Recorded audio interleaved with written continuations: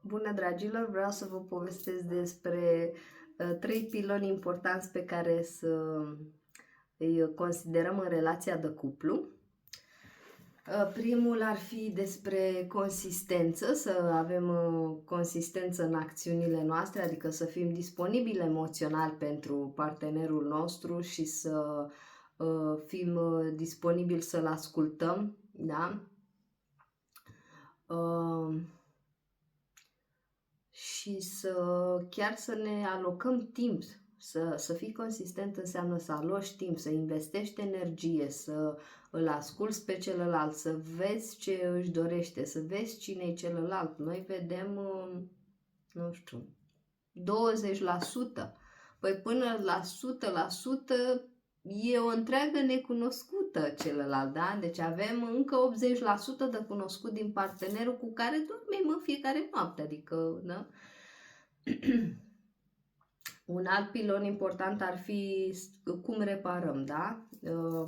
Putem să ne certăm, da? Și e ok să ne certăm, înseamnă că ne pasă, înseamnă că ne arătăm emoțiile, înseamnă că ne arătăm vulnerabilitatea, înseamnă că sunt lucruri de pus la punct în relație, înseamnă că avem ce să discutăm, da?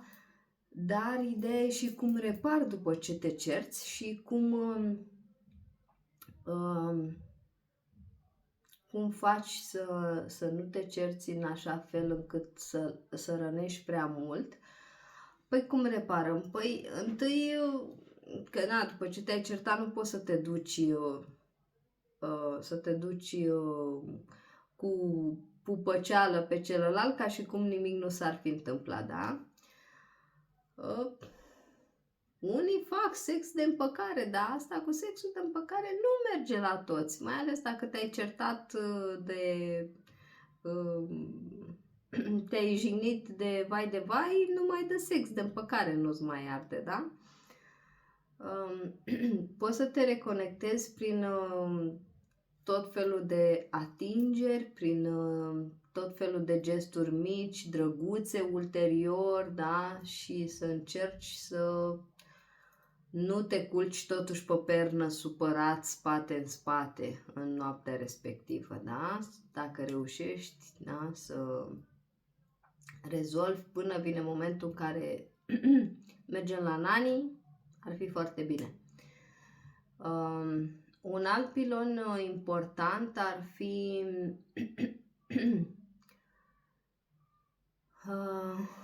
reglarea, da? Noi ne coreglăm în relație cu celălalt, adică îți mai spune și celălalt când ești pe arătură și cu emoțiile și cu stresul și cu, da?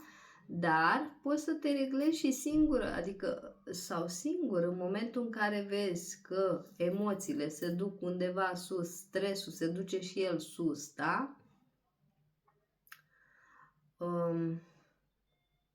Poți să te reglezi în sensul să încerci să faci ceva înainte să reacționezi. Că faci un exercițiu de privit niște obiecte, de respirație, inspir, expir de 4 ori cu pauză de 30 de secunde între inspir, expir, da? Da?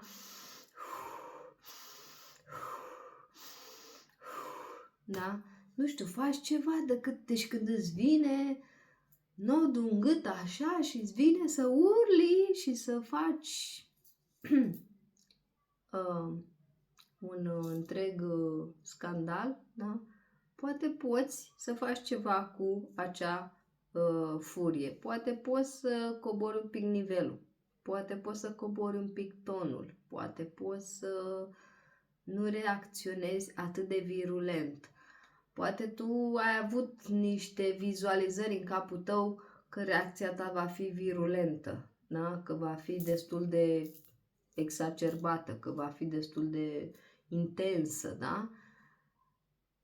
Păi schimbă camera, nu știu, fă ceva care să te scoată un pic din starea aia și după aia te duci la partener și îi spui ce ai de spus, poate între timp s-a mai diminuat acea emoție, da? Sau, nu știu, dacă suntem nervoși, nervoase, mergem fiecare la... Bărbații sunt cu spălatul mașinii în fața blocului sau eu știu ce mai meșteresc ei la mașină și uite așa se mai calmează. Ieși până în parcare la mașină sau femeile sunt cu dusul la Pepco sau la mall la shopping compulsiv. Foarte bine! Fă shopping compulsiv, dacă asta te reglează și după aia când vin în casă peste o oră, două, poate problema care te trigăruia foarte mult și te emoționa foarte tare și te ducea în furie, da? Sau aveai foarte multă frustrare acumulată. Poate nu mai e chiar atât de rea, poate acum ai o altă perspectivă despre problema respectivă, poate nu mai îți vine să țipi la ăla care se presupune că e omul pe care îl iubești, da? Și să-l terfelești și pe stânga și pe dreapta, săracul om îl iei îl faci salată, da? Da, deci putem să avem grijă la acești piloni, să fim consistenți, să fim perseverenți în relația de cuplu, să încercăm să ne reparăm după ceartă, prin conectare, prin atingere, da? Și reglarea, să încercăm să ne reglăm.